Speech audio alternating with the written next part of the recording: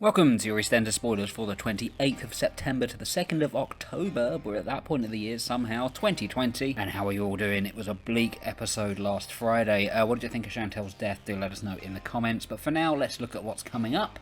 And it's Watford, so there's a little bit more misery, but some fun on the way as well. Here's your spoilers for Eastenders. Is Linda going to go back off the wagon? It's bingo night down at the Prince Albert.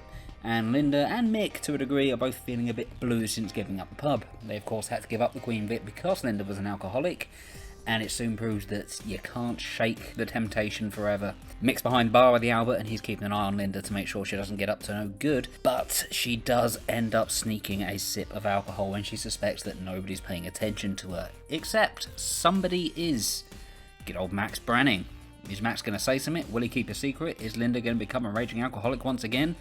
Stay tuned, hopefully she doesn't. Also sticking with the Carters for just a second, Mick is starting to think that something is up with Frankie. She seems a bit obsessed with his family and he doesn't know why. We know it's because their son looks like her deceased brother, but is she going to do something crazy like kidnapping? This is EastEnders, time will tell. If you're a fan of seeing Ian Bill get beaten up, and I mean that's all of us, isn't it?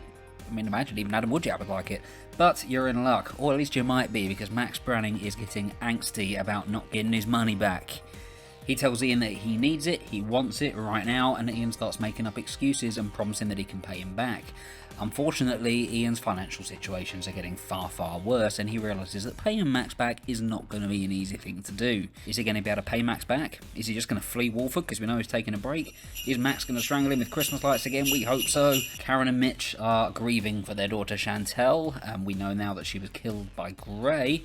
And the dishwasher, make sure you don't leave knives up in the dishwasher, people. But now the attention turns to planning her funeral. And it also leads to a bit of a spark between the pair. What will Billy Mitchell say?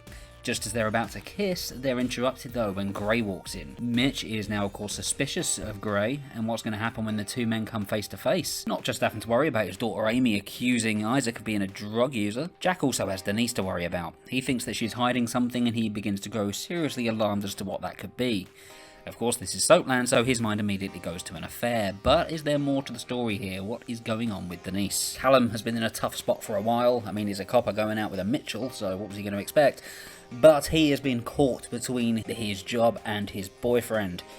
And that gets a little bit murkier this week. Callum finds himself in the crosshairs of Danny Hardcastle, and he makes his feelings known on what he thinks Callum's been up to, namely stitching him up over the warehouse job. That warehouse job is actually where he got the CCTV footage of Ben from, but while they're having a conversation, Phil Mitchell interrupts them and is left stunned when Danny Hardcastle tells him that Callum was going through all of his paperwork and that his potential son-in-law of the future is a dirty grass. What is Phil going to do? How's Callum going to go out of this one?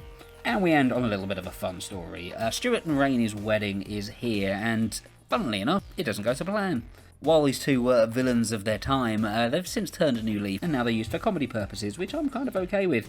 With their wedding this week, though, when I said it doesn't go to plan, did you think I meant that it involved Stuart getting locked in a hearse? Well, it does. Now, there may be some that were saying hiring a hearse for a big day like a wedding was a silly idea, but don't worry about that one. It's fine. It was Stuart's choice. It's a choice he made. It's a choice he's going to have to live with when he can't get out. Is he going to be able to get out of the hearse? Will they make it down the aisle? Is wedded bliss on the cards for these two?